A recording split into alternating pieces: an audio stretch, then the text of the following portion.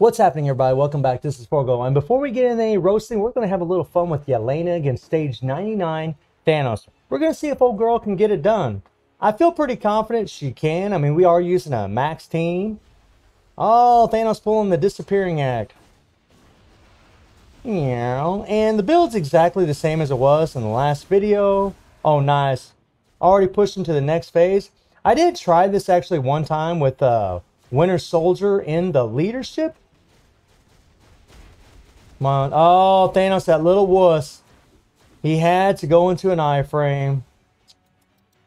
Man, I really hate it when he does that. Okay, I'm going to try not to get caught in anything here. Now, the good thing is, in the first couple rounds of the fight, Thanos is going to get paralyzed. Unfortunately, in the third and the fourth phase, he won't, which is kind of a bummer. It's really taking away one of Yelena's greatest weapons, that paralysis that's on her awakened skill, and on her fifth skill.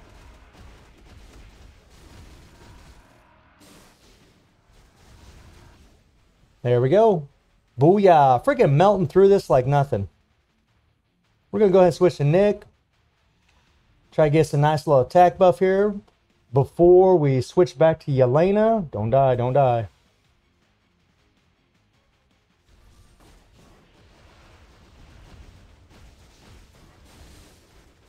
And I knew Thanos was probably going to do that. He seems to have a habit of doing that kind of stuff.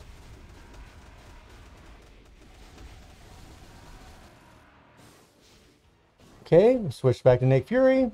She is melting through this pretty much like nothing, which is pretty awesome. And, you know, Thanos really is a lot of fun to fight. I do find him much more challenging than Null. I mean, obviously, when you start getting really, really high stages, it's not going to be so easy, right?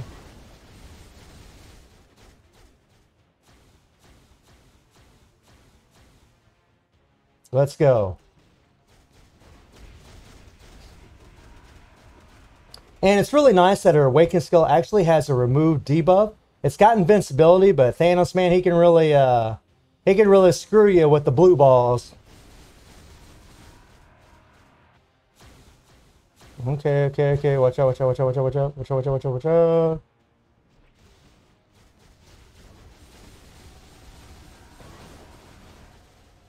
So I went ahead and switched my character because I was afraid she was going to take damage. Oh boy. Watch out. Yee. You're mine. And dead. Not bad. 3-minute clear. Pretty damn quick. Yelena plowing through this like it's pretty much nothing. I probably didn't need to use Nick Fury. I definitely could have used a weaker leadership, but you know, it's nice having old Nick. I don't really use him as much anymore because we can't use him against Null or Mephisto since he doesn't have an awakened skill or a tier 3. It'll be nice if he ever does get one. Just real quickly, I'll show you guys her builds. She got 34,000 physical attack. You can look at the stats right here. Everything's pretty much maxed out. Her crit rate's going to be maxed out from her third skill. She does have mythic physical attack Urus. I do have 87% physical attack on my cards, and I do have 13% pierce. All of her skills are at 6. She just has a stage 6 power of Angry Hulk set, and she's got a CTP of energy with 180% proc, and then just a regular, normal ranged uniform. So she isn't fully built, but still, you know, when you start getting some pierce in your account, you can really start melting bars. But stage 99 Thanos is still very difficult for a lot of characters on my account, just to keep alive or to do enough damage too. So it's actually pretty impressive that Yelena can get it done. Not a top tier character by any means, but definitely a fun character to play and definitely very strong. So let's get into some roster reviews. Okay, so Howcat here says he's been trying to get P cards for the last 4 months. Hasn't had very much luck. He's been working on the cards that he has, but he feels like he's never going to get the P card that he wants. And so he wants some advice on his cards and future tier 3s and awakened characters. So I can see right now you got your Black Panther card, completely all blue stars. So you're getting that extra 5% pierce. And then you're working on your Loki number 2 card here where you got 3 blue stars. My advice to you is this card right here, this Civil War number 5 card. This would be the next card that I would replace. I would actually get rid of this card next And if you feel like you're in a position like this, is what I would do.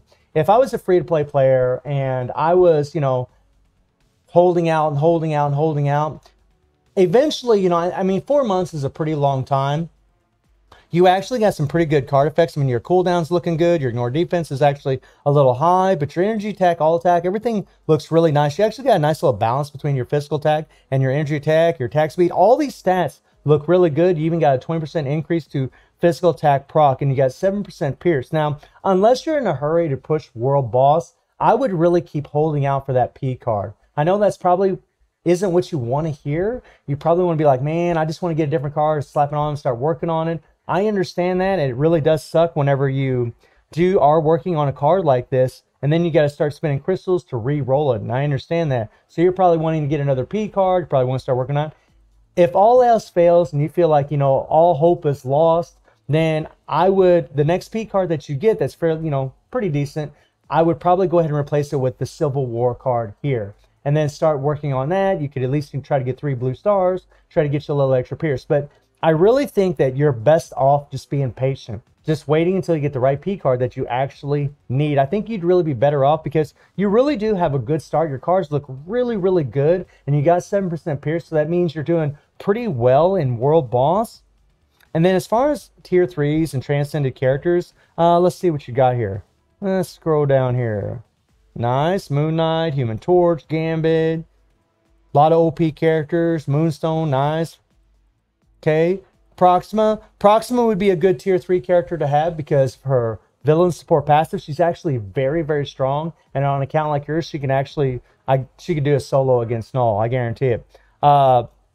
Cable with the new Kid Cable uniform is absolutely insane. A very good character. Plus, you could just use X-Men materials to level him up. I actually would go for Cable big time. He's easily one of the most powerful characters in the game. He does lack a bit of survivability, but with some careful gameplay, you can do well. I mean, I'm beating stage 21, 22 with my Cable on my account, and I do have 13% pierce. Strange is actually a very good. He does do good damage. But he's really going to be more of a support because of 30% increase of energy attack and the ignore target dodge leadership. Plus his fist skill buff actually will pass on to the other characters. So you could do the old switcheroo where you hit his fist skill and switch to the next character and get all that extra damage from his attack buff. Those would be some good options. Scarlet really only for ABX. I mean, she's decent against World Boss. She's got some power, but she just isn't as strong as other characters, unfortunately. The Maker uniform, Mr. Fantastic, is actually really good, very strong, but you'll find against Null, if you're facing Null, that you're just going to need, you know, males and then male superheroes. Sorry, but not right now. Or male superheroes. And the Maker, unfortunately, he won't fit that criteria of the male superhero once you get to stage 20. But, I mean, right now you got 7% pierce, so I really doubt you're doing stage 20. Storm is a really great support.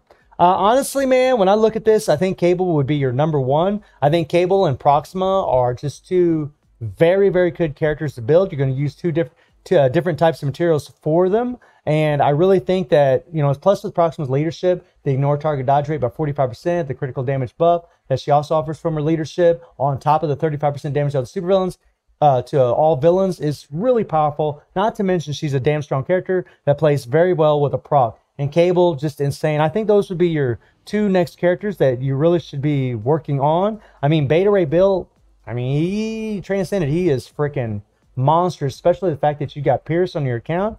Let me see here. I think you got Thor at tier 3, don't you?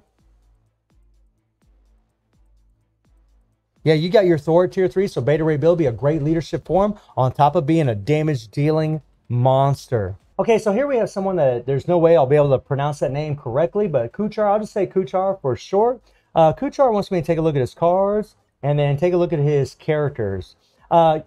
Your cards look pretty damn good. This card here, though, buddy, you're definitely going to want to replace because it is a P card. I mean, it's pretty obvious. You've already started working on the Black Panther card. In all honesty, this Black Panther card is okay, but there are better P cards. I mean, if you're willing to wait and try to pull the right card from the store, a card that you actually would be a bit more useful, like the White Fox card, that would be a much better card than your Black Panther card. That would be a good choice. You've already put quite a bit of work into this card right here, so I'd probably tell you to go ahead and keep it because it really does suck when you level up a card and then you need to level up another card. I'm actually in that position right now on my account But you really need to replace this card here next for the next P card that you get. But really try to get the Guardians of the Galaxy or the White Fox card. One of those cards would be really insane. For this, the Cable card. Those would be terrific options to replace this Thor #1 card. As far as your card effects, you got a lot of extra cooldown. You got 5% Pierce, which is great. All of your other stats look really, really good. I mean, you got a lot more energy attack than physical attack, pretty much in the same boat as me. You got the energy attack proc, but your card stats look pretty nice. As far as your characters, let's see what you got going on here. So, Null, all right, physical attack, you got a Rage on them. You got Power of Angry Hulk, okay, great. Sentry. I see your Sentry's built for solid PvP. Man, you got lots of HP on this guy. Wow, you got him all jacked up. Personally, I would have energy attack Urus on him. That's just me, just so he'd have a little bit more damage. But this is completely fine. I can see you're building him strictly for PvP. Doctor Strange. Okay, I see you're not really using him because you got a CTP of Authority on him. Probably using him for mainly just a support. Got a 9 Insight on Cyclops. How's your Rogue looking? Rogue would be a lot better with a CTP of Judgment or a Rage. Let me look at some. Okay. Nice. Star-Lord. Let's see who else you got here. So, you got your Beta Ray build. Transcended, great. Moon Knight's Transcended. Your Mephisto, keep working on him, man. Keep working on him. He's freaking insane. I say that in all these roster reviews. You know, Mephisto, primo character. The only thing that hurts Mephisto, in my opinion, when it comes to World Boss, is the fact that he's a villain and the fact that he's not a human. He doesn't fit the requirements a lot of times, and that does hurt him. But once you start getting in higher stages, he'll start proving to be very relevant. Then you got Moonstone here. You got her Transcended. You got Human Torch Transcended. I mean, a lot of these characters, you're good to go.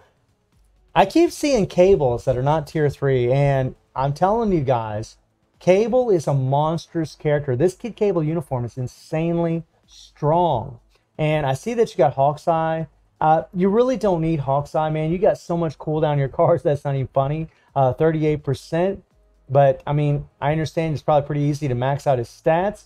I really would have preferred you to have Power of Angry Hulk on him because you're actually, you know, with these chaotic ISOs right here, you'll actually have 3 of those chaotic ISOs. That's actually going to bump up your attack stats just a little bit more, right?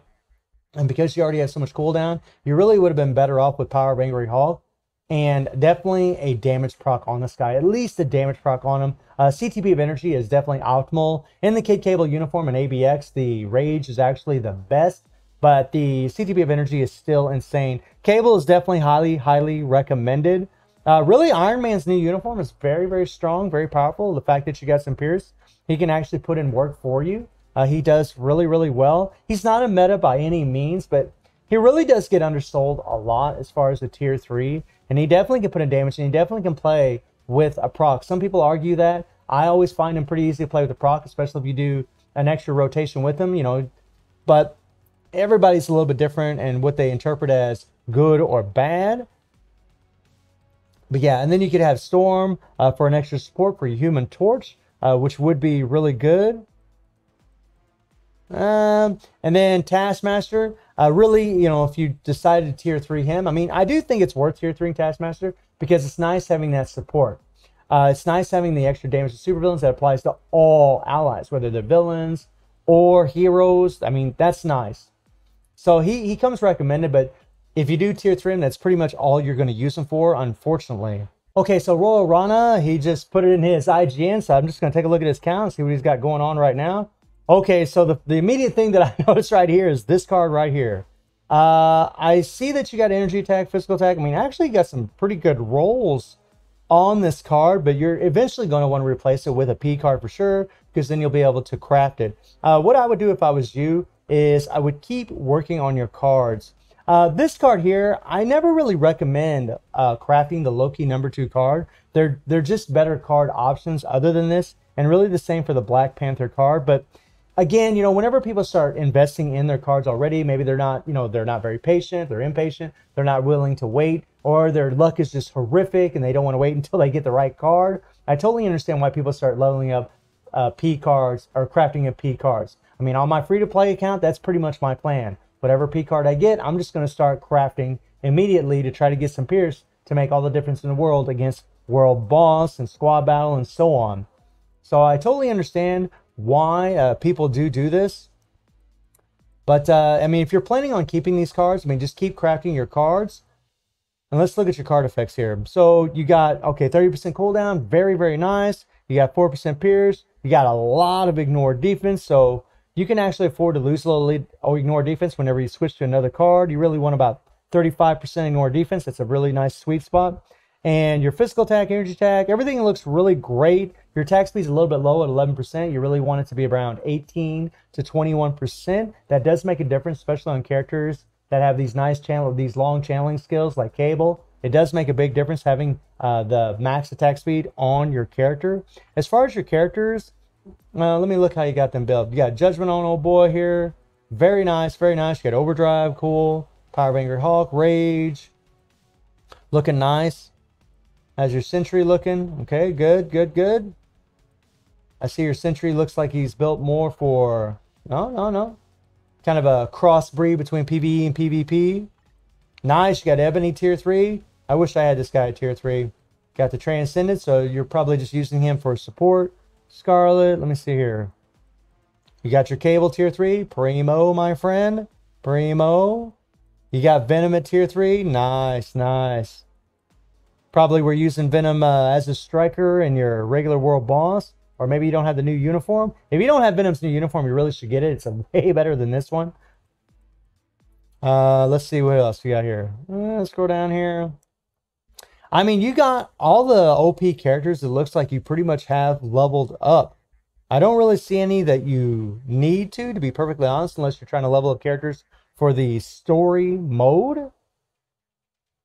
Yeah, I mean, other than Storm. I mean, Storm's really nice support for Mephisto or for Human Torch or for Scarlet. That extra 35% damage to element types really does make a big difference. Plus, Storm can put in a little work, especially off her tier 3.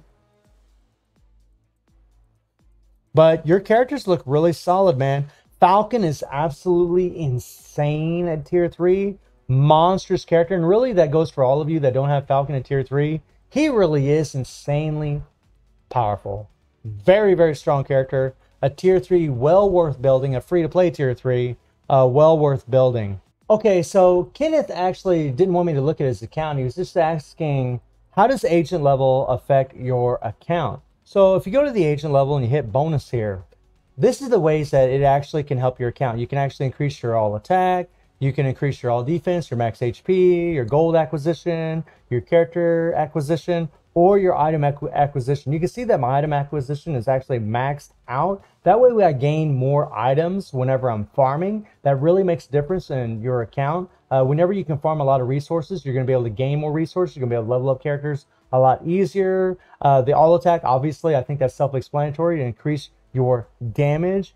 And the higher your agent level, the better. I mean, if you can get into the top 2,000, you'll gain this extra all attack by 5%.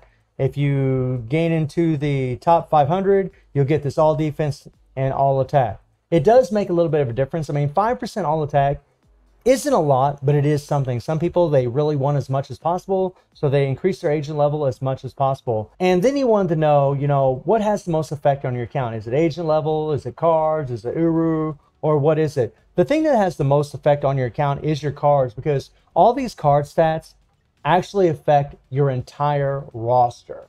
All these stats apply to every single character that you have in your roster. These are the most important thing in the game. It is your cards. Without good cards, your characters are crap.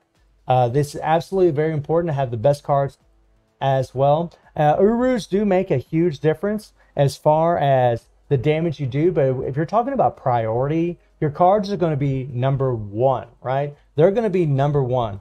Really, Urus are very, very powerful and very, very useful, but your Urus just affect each character at a time. The Urus that I have on Yelena here are only affecting Yelena, whereas cards are going to affect the entire roster. I know that's just kind of a brief explanation of these things, but hopefully that will answer your questions, Kenneth. So that concludes the roster reviews. So let me know how you're all feeling about Yelena taking down stage 99 Thanos. And I do stream on Twitch at Reset. The link will be in the description below. And I hope you enjoyed the video. Thank you for watching. Y'all take care and have a good one. See ya.